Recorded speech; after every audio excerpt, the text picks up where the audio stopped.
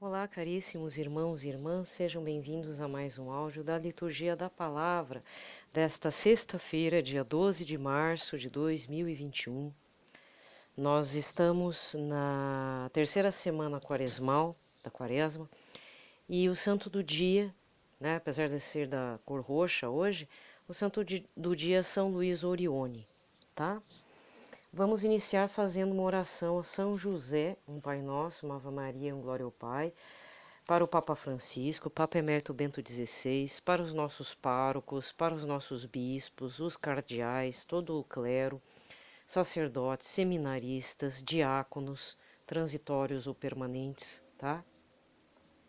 Os ministros de Eucaristia, líderes de pastorais, todas as pessoas que estão sofrendo com a Covid-19, principalmente à espera de um leito na UTI, uma vaga, né? E toda essa situação que envolve o coronavírus na população brasileira. Já chegamos à terrível marca de mais de 270 mil mortos devido ao novo coronavírus, agora com a mutação, que tem atingido pessoas mais jovens, crianças e até bebês.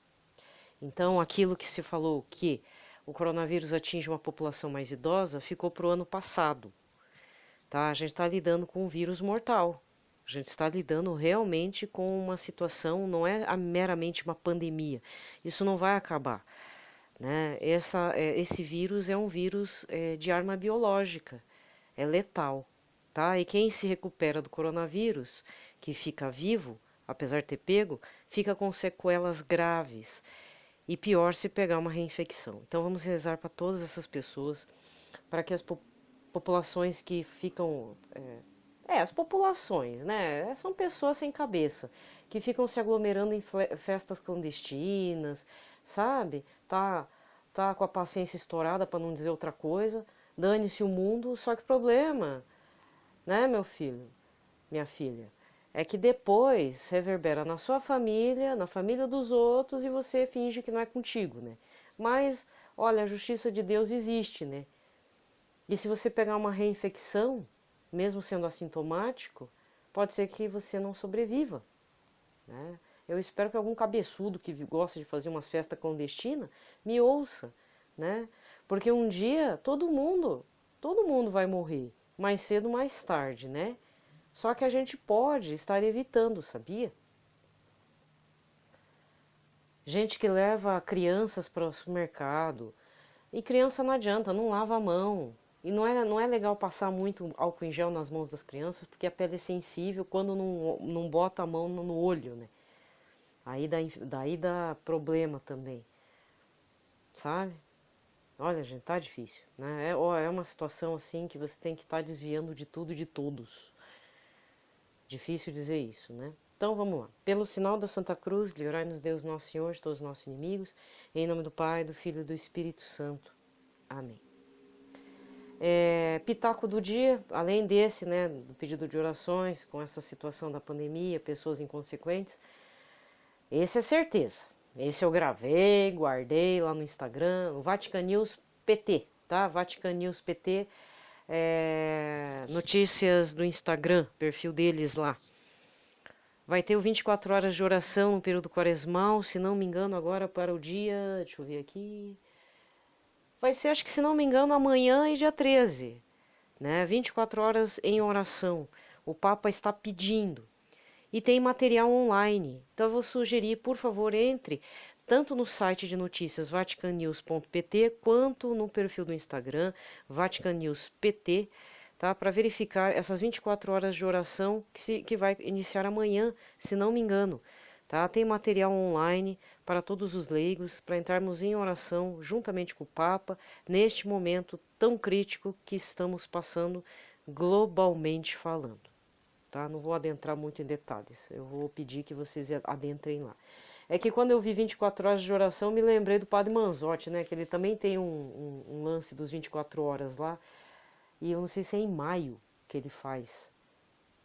Eu sei que ele tem também um projeto oracional de 24 horas de oração todo ano. O que está tendo, acho que é o Retiro Nacional, né? Esse ano. Tudo online. Mas é muito importante a gente também estarmos em oração, não ficarmos tão alheios às coisas que o Papa faz, sabermos se ele viaja ou não viaja, com quem que ele viaja, para quem que ele está indo ao encontro, né? É sempre bom estarmos atentos a isso, tá? Lembrai-vos, então vamos para a oração de São José devido ao ano extraordinário dele. Lembrai-vos, ó puríssimo esposo de Maria Virgem, ó meu doce protetor São José, que jamais se ouviu dizer que alguém tivesse invocado vossa proteção, implorado vosso socorro e não fosse por vós consolado. Com esta confiança venho à vossa presença e a vós fervorosamente me recomendo. Não desprezeis a minha súplica, ó Pai adotivo do Redentor, mas dignai-vos acolhê-la piedosamente. Amém. São José, modelo e padroeiro dos devotos dos Sagrados Corações de Jesus e de Maria, rogai por nós. Pai nosso que estais nos céus, santificado seja o vosso nome. Venha a nós o vosso reino, seja feita a vossa vontade, assim na terra como no céu. O pão nosso de cada dia nos dai hoje, perdoai-nos as nossas ofensas, assim como nós perdoamos a quem nos tem ofendido. Não nos deixeis cair em tentação, mas livrai-nos de todo mal. Amém. Ave Maria, cheia de graça, o Senhor é convosco. Bendita sois vós entre as mulheres, bendito é o fruto do vosso ventre, Jesus. Santa Maria, Mãe de Deus, rogai por nós, pecadores, agora e na hora de nossa morte. Amém. Glória ao Pai, ao Filho e ao Espírito Santo, como era no princípio, agora e sempre. Amém. Muito bem. Vamos lá.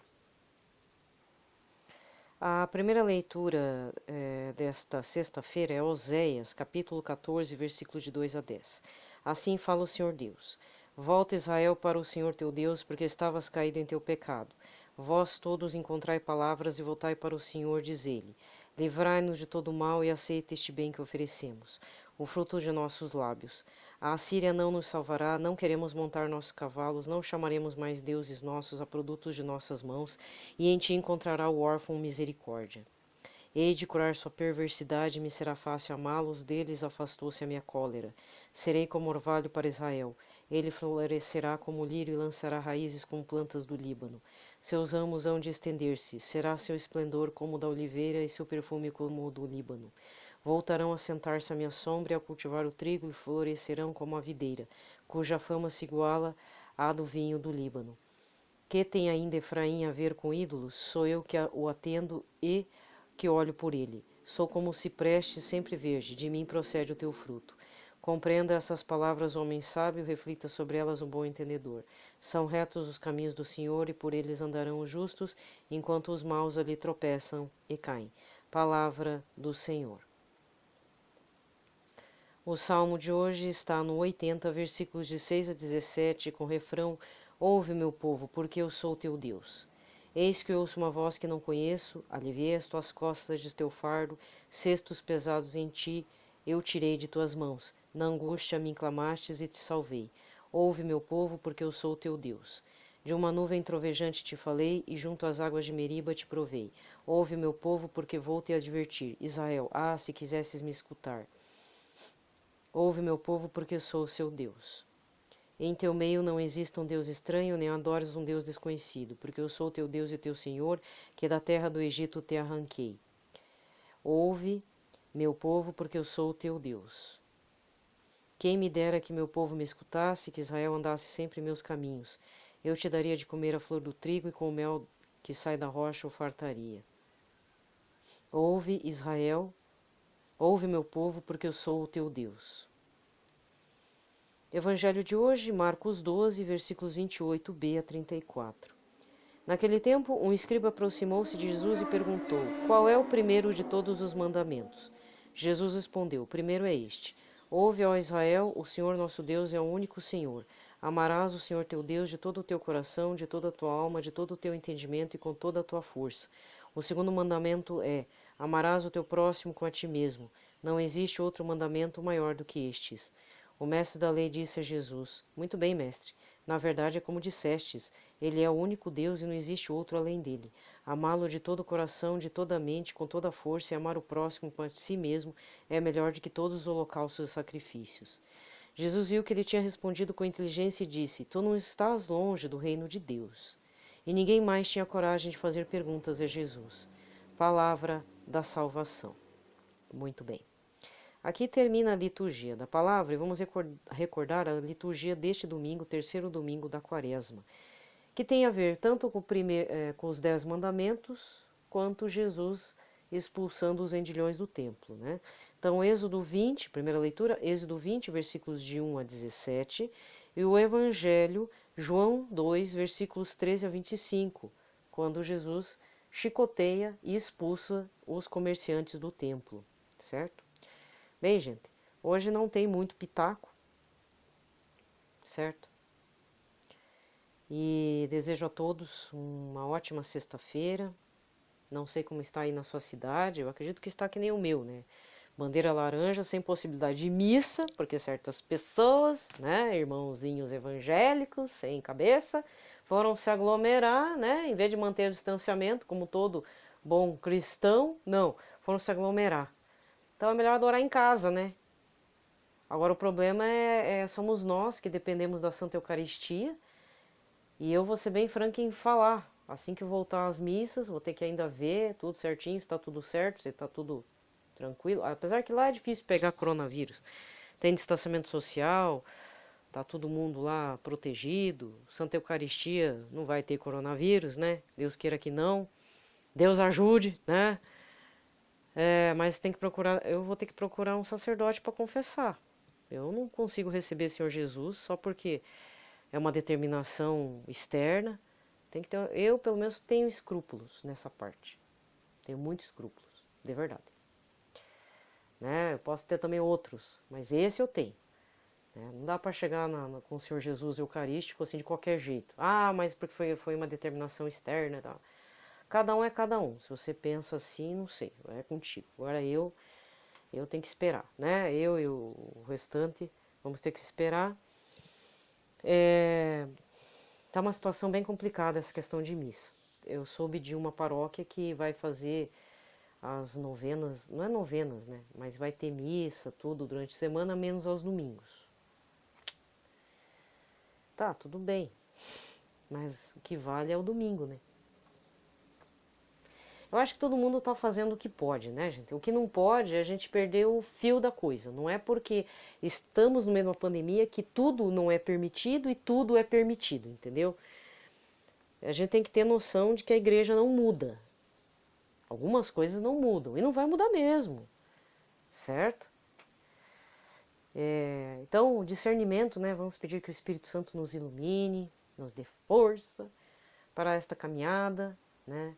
E se você está me ouvindo, agradeça a Deus porque você está vivo e nós estamos vivos, certo? Eu estou tentando evitar de atrasar para não dar problema ou de repente dor de cabeça para vocês. Olha, para não ficar um áudio muito curtinho, né? Vou dar um pitaco de história recente, mas na verdade é uma piada mesmo. Infelizmente vou denegrir a imagem do senhor Lula. Infelizmente.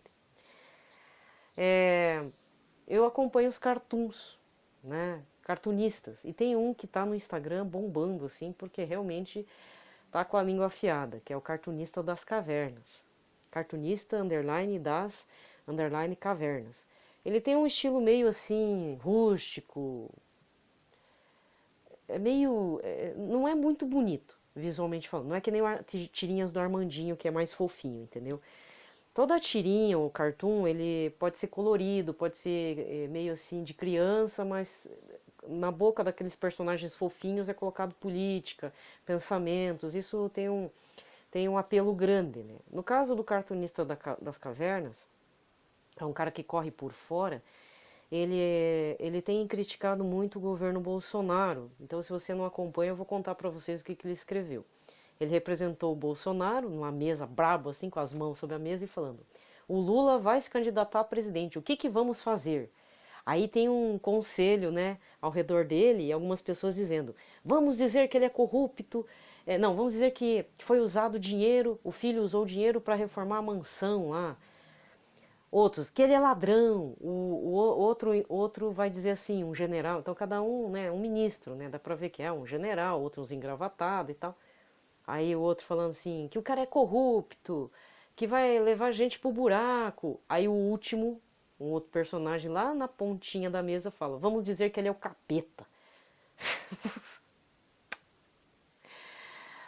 É meio pesado, né?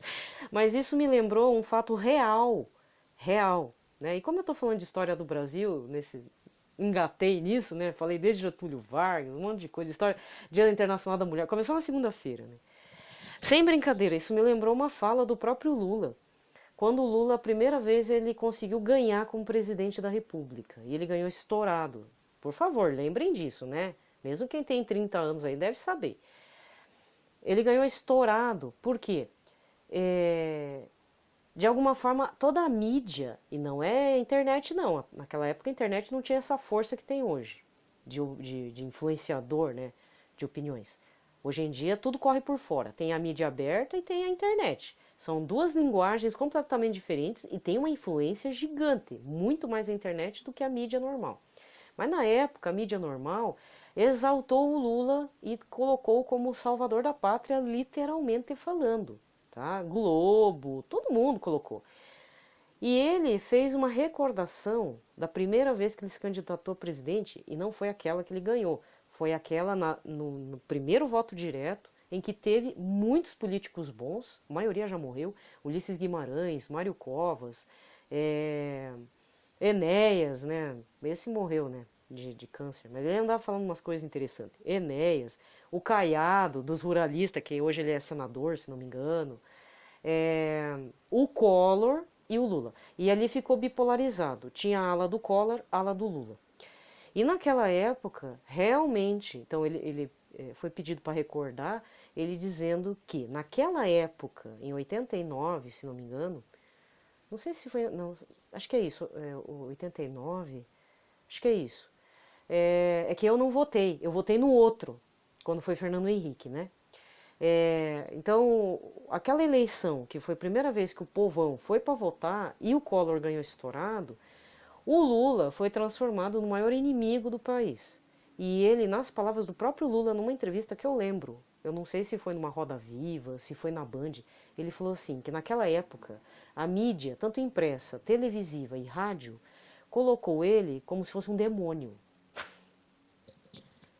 Para quê? Para que o Collor ganhasse mesmo. Só que nós sabemos o resultado do Collor. Ele foi tirado por impeachment. Ele tirou. O que foi o maior desastre econômico? Foi ter roubado muita grana de todo mundo que tinha poupança. E não se sabe o que foi feito com o dinheiro, né? Ele era um presidente meio playboy, assim, meio sem noção. E se você não conhece a história da família do Collor, o pai dele, agora não lembro, não, desculpa, eu sei que é um parente próximo, assim, não sei se é o pai ou o avô, que era político lá em Brasília, ele acabou matando um colega dentro do plenário, a bala. Olha como é que é, né? E eu não sabia, só vim saber muito tempo depois. Grandes pessoas que colocam os fatos históricos em dia, né?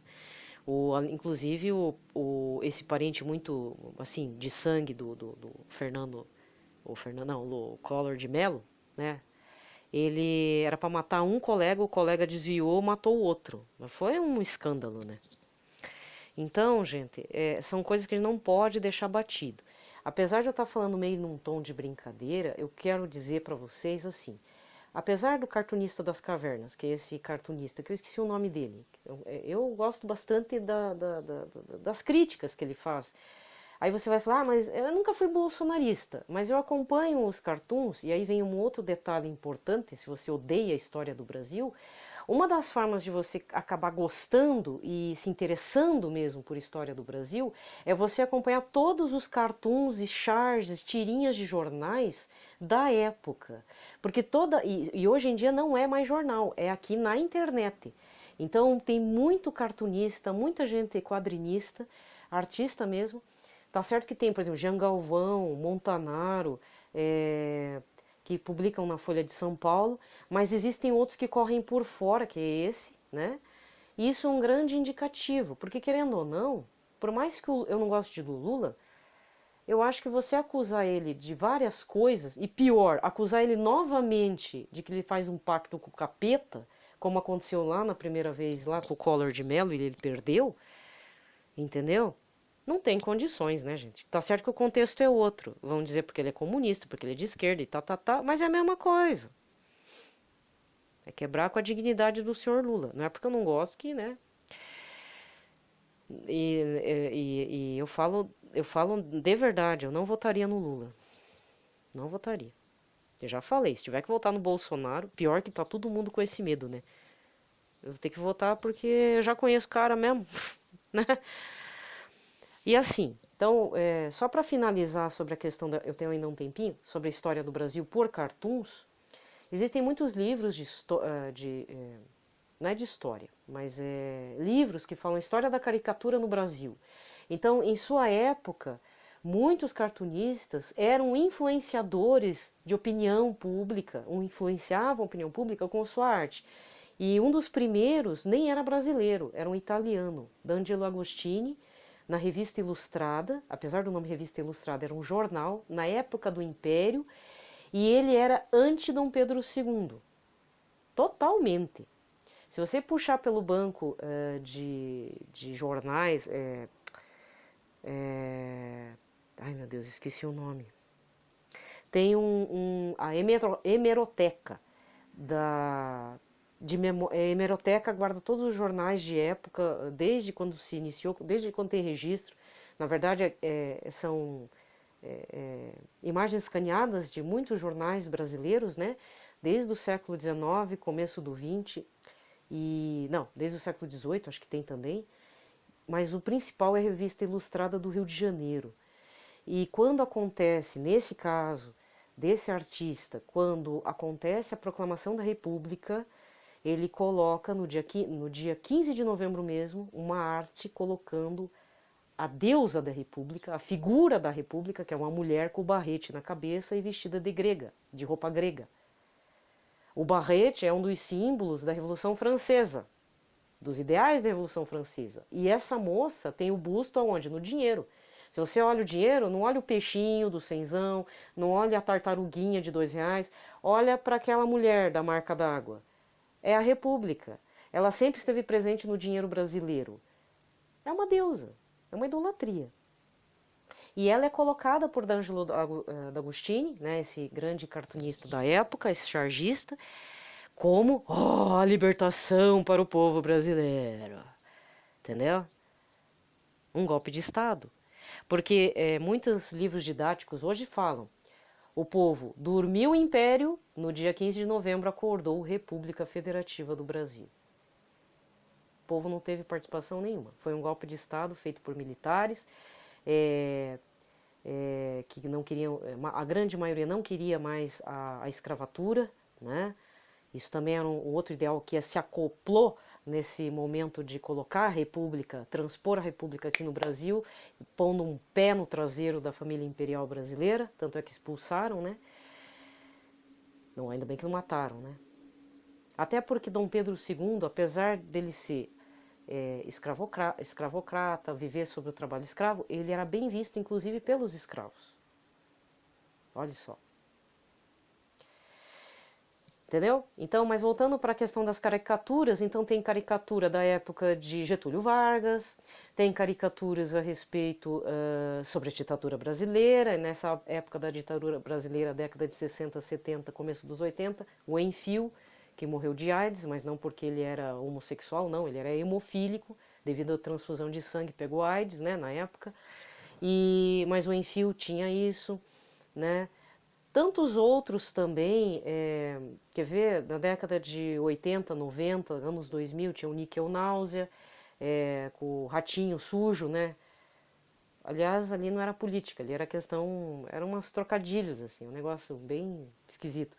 Tinha, que mais? Tinha o Geraldão, acho que esse cartunista morreu, do Geraldão, aí tinha o Laerte Coutinho, que eu não sei, ele estava de coronavírus, mas eu não sei se ele está vivo. Eu espero que sim, né? Laerte Coutinho, ele é um dos cartunistas, assim, muito reconhecidos dentro dos cartunistas atuais. Só que devido a uma posição dele de se vestir de mulher e usar maquiagem, eu não sei definir ele, se ele é um travesti, o que ele é. Eu sei que ele se comporta assim. Isso não demonstra o que ele pensa, assim, eu acho que no fundo é uma atitude externa que não reflete bem o que se passa no coração dele. É polêmico o que eu vou falar. O Laerte Coutinho, ele tem um trabalho chamado Deus, Aliás, é o melhor trabalho que eu acho assim bacana se uma pessoa, sei lá, com meio pagão, meio ateu, que vai falar sobre Deus, mas fala de Deus de uma forma assim muito interessante. Ao contrário de um outro que eu não curto muito, que é um sábado qualquer, que transformou Deus num cara ressentido, frustrado, sabe? Às vezes você pode ver um sábado qualquer dentro do Instagram. Esse eu não curto muito. Mas o do Laerte, o Deus dele, é muito interessante. Bem interessante mesmo. Ele não sei explicar. Eu gosto bastante. Apesar dele de ser realmente essa pessoa, né? Eu vejo pela arte, pelas ideias dele. Não se ele se veste de mulher, se passa batom, isso daí pra mim não interessa, né? Porque artista é artista. Artista é assim mesmo. Pra mim, artista é que nem Salvador Dalí, mó louco, sabe? Louco chique ainda. Loucaço, assim. Então, o que eu quero dizer, você que tem problemas com a história do Brasil, eu tinha muito, eu sempre vejo história do Brasil a partir do cartoon. E estamos num momento muito crítico na nossa história, tanto mundial quanto aqui, planetária também, quanto brasileira, que às vezes não dá mais para você ver notícia comum. E aí um dos jeitos é você ver. Eu sempre sei das notícias do Bolsonaro pelas tiradas críticas do cartunista das cavernas, por Jean Galvão, da Folha, Montanaro também, entre outros. Né? O Armandinho, tirinhas do Armandinho, do Alexandre Beck também, ele faz opiniões assim bem interessantes. Né? Eu gosto muito, tanto do traço quanto das ideias. E não dá para deixar de falar da Mafalda, quando a gente vai falar sobre ditaduras na América Latina, né? Do Quino. É... Ah, mas ela é de esquerda. Bem, meu filho, cada um, né? Mas eu gosto bastante da Mafalda. A gente pode aprender muita coisa sobre política e sociedade, questões sociais, com as falas da Mafalda, né? As ideias do Quino, né? Aliás, virou um patrimônio cultural lá na Argentina. Certo? Gente, viu? Ler tirinhas também é cultura, certo? Às vezes você vê umas coisas assim que refletem sobre preconceito, sobre é, o que tá, qual que é o tema bombado da vez, né?